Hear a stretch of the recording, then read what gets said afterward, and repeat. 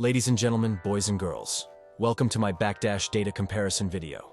Today we'll be figuring out how exactly to measure BACKDASH effectiveness, collecting the data accordingly, then comparing, to once and for all place each character into their respective ranking. Hope you enjoy. The first task at hand is to figure out what makes a BACKDASH effective, so we can point our data collection in the right direction. The first and most obvious factor would be the total distance traveled. Fortunately for us, Tekken has an in-game range indicator, which we can use to measure distances with. What it doesn't take into account, however, are character hitboxes. It's debatable whether or not hitboxes should even be taken into account when calculating how good a BACKDASH is, so I'll leave it out for this video. Regardless, if any character moves backwards, a total of 1.0 of Tekken's distance units, it will be the same for every character, so that's one data point we can begin to measure. But what if two characters' backdashes travel the exact same distance, but one travels twice as fast as the other? The faster one would be way more effective, right? Well, fortunately for us, the total backdash time is standardized between each character, being roughly 25 frames a pop. And each character's backward movement seems to halt at between 14 and 17 frames, with the remaining time consisting of them shifting back into their idle animation. So that's one less variable to worry about. But wait, not all characters follow the same acceleration path as each other during this standardized time frame. What that means is some characters may reach their top speed near the beginning of their backdash animation, and some may take longer to accelerate. This surely has an effect on their backdash's effectiveness. So, it looks like we have a clearer picture of what exactly we need to measure in order to determine our backdash rankings.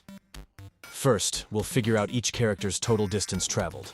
Then, we'll go frame by frame, calculating the acceleration. So the first metric, total distance traveled. To collect this data, I'm using Jack as the opponent, because he doesn't sway back and forth. Instead, he bobs up and down, giving us an easier time getting our starting distance. You'd think we could just take the starting point, do a backdash, record the end point, and boom, we have our total distance. But no, that would be way too easy. Due to the back input, our character moves back a tiny amount before starting their backdash animation, and varies depending on how quick I am each time. Unless I have a script, which I don't, or robot fingers, which I also don't, this will be disastrous for our data accuracy. So to get around this, we're gonna do 5 backdashes in a row. The good thing is after the first backdash, our back inputs can be buffered, meaning we won't get inaccuracies after the first backdash. We can then record the ending distance of our 5 backdashes, subtract the starting distance, and divide by 5, and we'll have our single backdash distance. For extra measure, I've recorded each character's backdashes 5 times, and selected the lowest distance of the 5. I'll explain more in detail on my Discord server, but essentially, this reduces the margin of error to between 0 and 0.002. Without further ado, let the data collection begin. One eternity later. And now for the results. Soak it in, take a screenshot, share it with your buddies. Remember, this isn't the only factor in determining who has the best backdash, but we're starting to piece together the puzzle. And to give you a better idea of what these numbers actually equate to, here are some overlaid comparisons. The character's idle positions play a huge role, as you can see.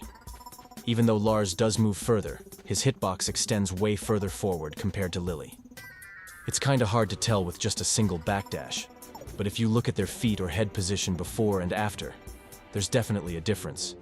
It's interesting to see how even their starting positions have such variance based on their hitbox. Elisa in particular naturally leans further back, which aids in her sidestep ability as well. The cumulative differences are much clearer after 5 backdashes, but we can see how hitboxes may be a large factor here still. I'm really curious as to how much thought the devs put into these backdash distances. What do you guys think? Last thing on distances, here's a graph for you to look at. So, with distances out of the way, we'll move on to backdash acceleration. The unfortunate method I've set for myself to determine acceleration is to measure the distance traveled at every frame of each character's backdash. This is easier to do on the second backdash, where the input is buffered. I'd find the first frame of the backdash, then go frame by frame for 25 frames and record the distance shown. Here's one I prepared earlier.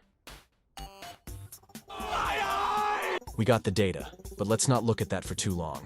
So what we need to do now is standardize everything so everybody has the same starting distance of 0. That way we can properly compare. Still, just a bunch of numbers though, so here's a graph instead. Bear with me, I'll explain what this mess is.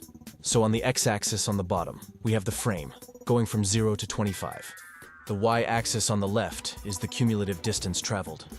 And each of these lines are a single character's path. And with this, we're able to determine who passes what threshold at exactly what point. So, if we're trying to figure out who begins moving first, we can see here is frame 0, where everyone starts. At frame 1, some characters move ever so slightly forward, some back, but there's not much difference. Then at frame 2, we start to see some separation, with this green line, which is Jack 8, leading the pack. By frame 5, significant differences start to emerge. Jack 8 is still in the lead, having traveled 0.18 in 5 frames, followed by Leroy at 0.17, Zafina at 0.16, and Elisa at 0.15.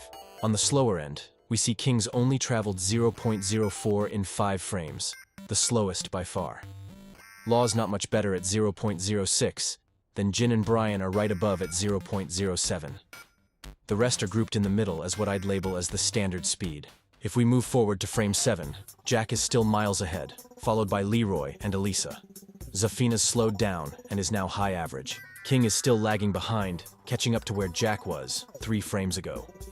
The other stragglers are Jin and Law, Brian then Oscar. This frame 5 to 10 is really the meat of the backdash, and at frame 10, we can see Eddie finally picking up speed after having average starting acceleration. On the slow end, the stragglers are beginning to cross over, with the bears beginning to lose speed. Finally, at frame 13, Drag matches Jack for first place. Feng and Eddie are right behind, then Steve. The bears, Oscar and Zafina have pretty much lost momentum at this point. Places are still changing after frame 15, but honestly it's pretty irrelevant at this point, as it's more to do with how their backdash animation blends into their idle animation. So, now that we understand the data, what's the conclusion? Despite Drag taking the cake for longest distance, his acceleration is relatively slow. Jack 8 is the clear winner, being in the lead for the important frames of the backdash, and King has proven himself to be by far the worst. So, it's practically impossible to calculate quantitatively how important each specific frame of a backdash is, but what we can say is that where the bulk of the movement happens is the most important. So, with this, here is my take on the rankings, with our new data taken into account. I've simply added scalings to the importance of each stage of the backdash in order to get a fairer representation for the bulk of the backdash. Keep in mind this is purely based on distance and speed. Hitboxes aren't taken into account here. And the final thing I'll leave with you guys, of course, is a database tier list. I hope you all learned something today. Enjoy the rest of your day, and as always, thanks for watching.